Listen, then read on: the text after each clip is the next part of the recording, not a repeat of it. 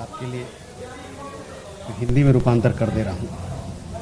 हमारा लंबे अरसे से यही राष्ट्रीय पक्ष रहा है कि भारतीय केंद्र शासित प्रदेश जम्मू और कश्मीर से संबंधित किसी भी मुद्दे को भारत और पाकिस्तान को द्विपक्षीय तरीके से ही हल करना है।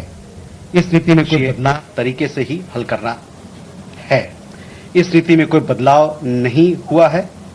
जैसा कि आप जानते हैं, लंबित मामला केवल पाकिस्तान द्वारा अवैध रूप से कब्जा किए गए भारतीय क्षेत्र को खाली करने का है।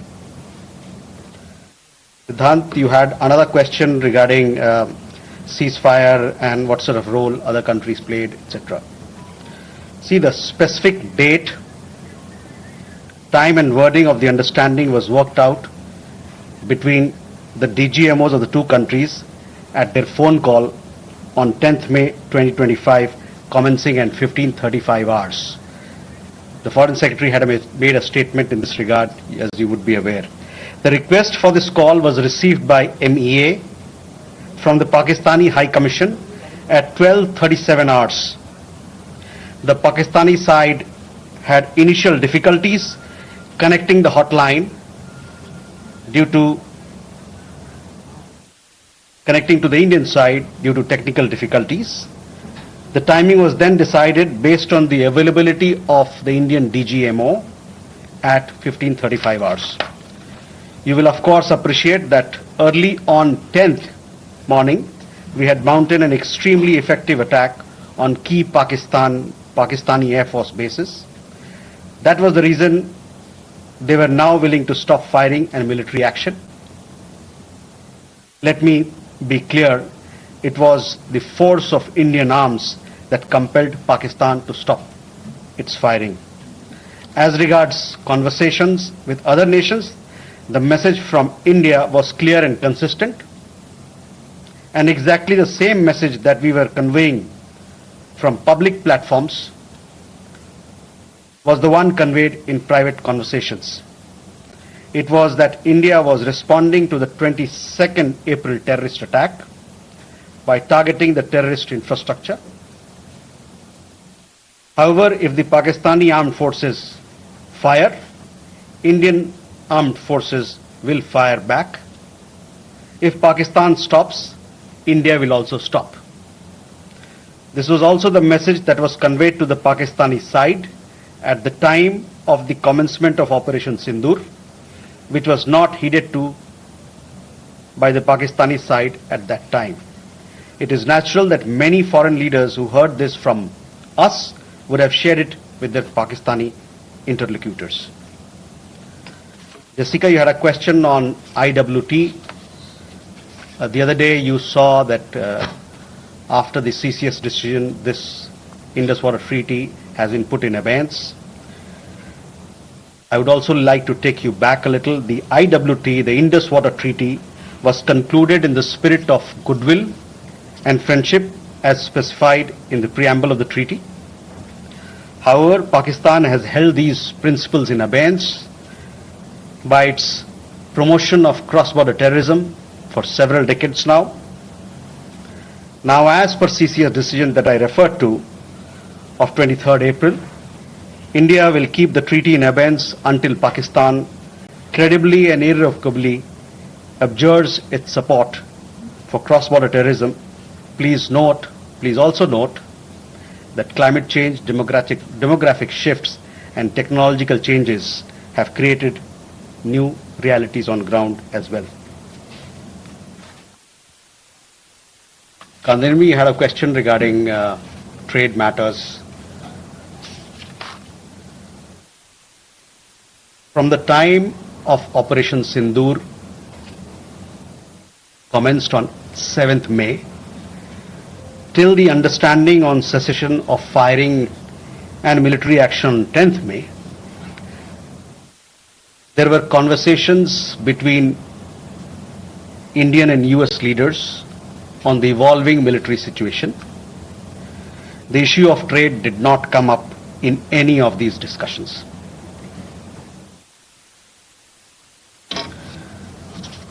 Siddhant, you had a question on the latest statement issued by the Pakistan Foreign Office. We have seen the statement made by the Pakistani side that a nation which has nurtured terrorism on an industrial scale should think that it can escape the consequences is fooling itself. The terrorist infrastructure sites that India destroyed were responsible not only for the deaths of Indians, but of many other innocents around the world. It's now a new normal. The sooner Pakistan gets it, the better it is. Shall we take more questions? Aditya?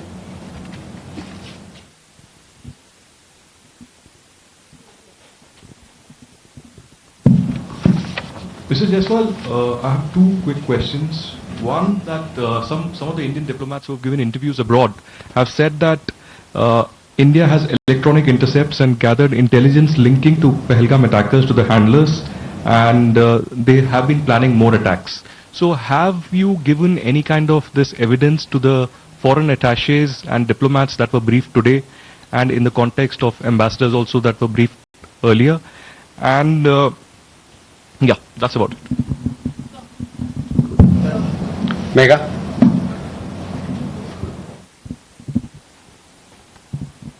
Good evening, sir. Megha from NewsAx. My question is that India, it's being reported, is going to be sending a team to the UNSC 1267 Sanctions Committee. The meeting is going to be held later in the week, and the purpose for it is to declare the TRF as a globally designated terrorist organization. If you could shed more light into this. Okay. Rishabh?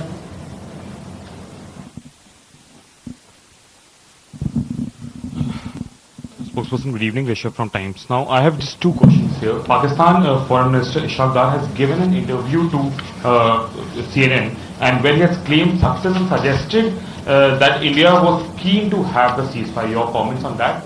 Also, there are a lot of buzz on social media as well as in various international media about nuclear leakage in Pakistan. Can you shed some light on that as well?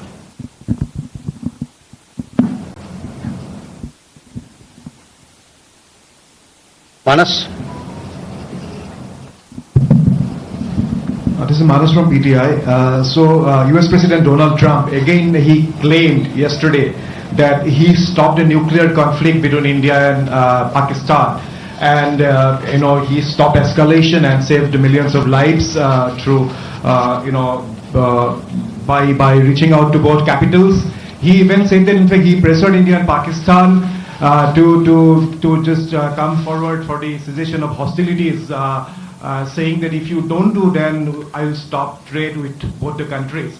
So can you please clarify whether he just reached out to us and asked us to stop? You have been maintaining that in fact the resolution was arrived at by two DCMOs, but have you just protested with the US side for making these claims which we consider are baseless? Okay, let me take these questions. First, Aditya, your question. We have had several rounds of briefings, and in these briefings we have also shared with you the kind of linkage we see between the perpetrators of the attack of Pahalgam, in particular the Resistance Front. Foreign Secretary in his statement also made very clear the kind of evidence that we see, and investigation is going on in this particular matter. You would have seen that TRF had taken responsibility, and then second time again, second day, twice they had taken responsibility, and thereafter possibly at the behest of their handlers they rolled it back. But TRF is one organization which is a front of the Lashkar-e-Taiba, and you would understand and perhaps be in the knowledge of it that we have been pursuing listing of TRF in the United Nations, by the United Nations Security Council, by the Sanctions Committee, UNSC 1267 Sanctions Committee. I'm not privy to what was shared 2 hours back, but for sure we'll update you on as to how the investigation progresses in this matter. Megha, on UNSC 67 Sanctions Committee. Yes, over the last 2 years or so, 23, 24, we have been sharing information with the United Nations Security Council, the monitoring team of the Sanctions Committee, as to why the terrorist TRF, which is the Front for Lashkar-e-Taiba, should be listed as a terrorist entity. We will be also, in few days' time, we will be sharing more details in this regard, and hopefully Security Council 1267 monitoring team will take strong note of what we present, what we file, and take due action against that is required. Rishabh, on your question regarding the interview that the Pak Foreign Minister gave. In the last week, as a result of Operation Sindhur, Pakistan has seen its terror centers in Bahawalpur, Murudke, Muzaffarabad, and other places destroyed. You have been informed of it in several of the briefings that we've had.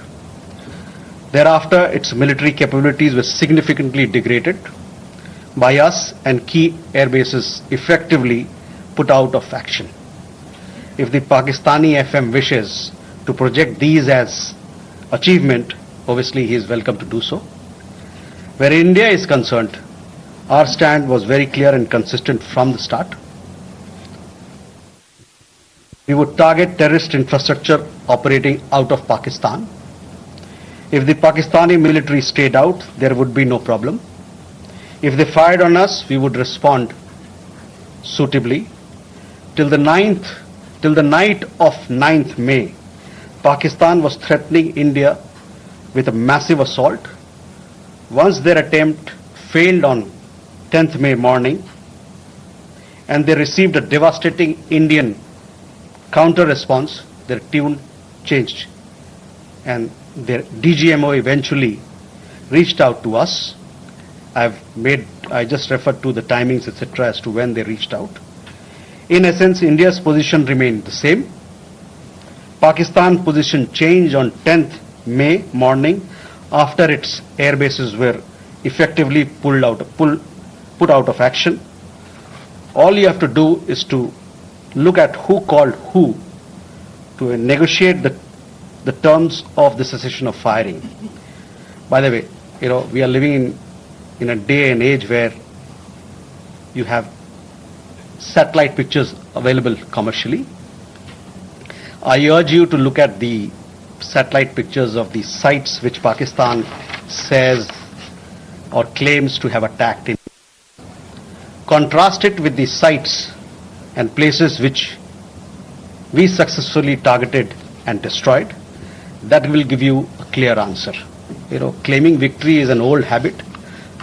1975 की बात यही थी, 71 की बात यही रही, 1999 Kargil war में भी यही राग आलापा. तो पाकिस्तान का तो पुराना ये उनका ढोल बजाने का है, जो रवैया है, आलापने का रवैया है, ढोल बहुत पुराना है.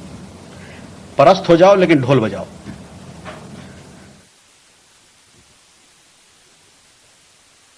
Rishabh, you also had a question regarding on that. I think there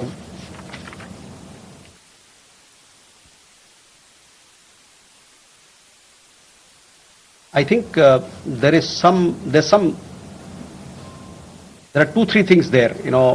There's talk of some. We saw some social media post about Egyptian, American aircraft, etc. But those questions are for them to answer, not for us. But on the nuclear, we in the defense briefing, if you remember, our side made things very clear as to what was the target, etc. As far as your particular question, I think the Pak Foreign Minister also has made some comments on that. Manas,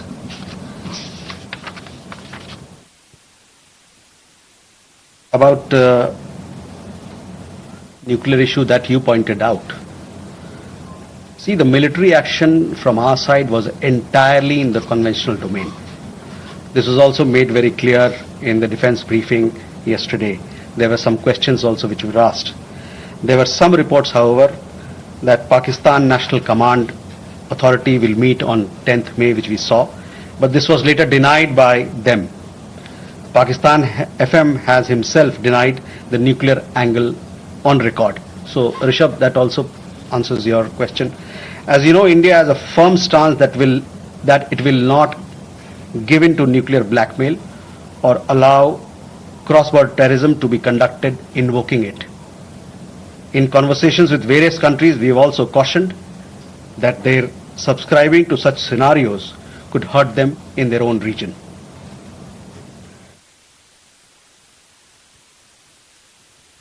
Can we take more questions? Okay.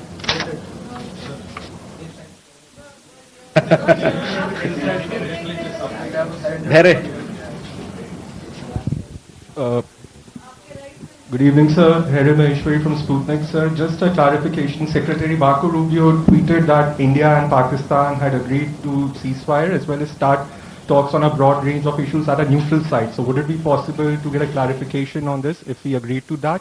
And sir, the second question is about India-US trade talks. India has formally notified the WTO proposing retaliatory tariffs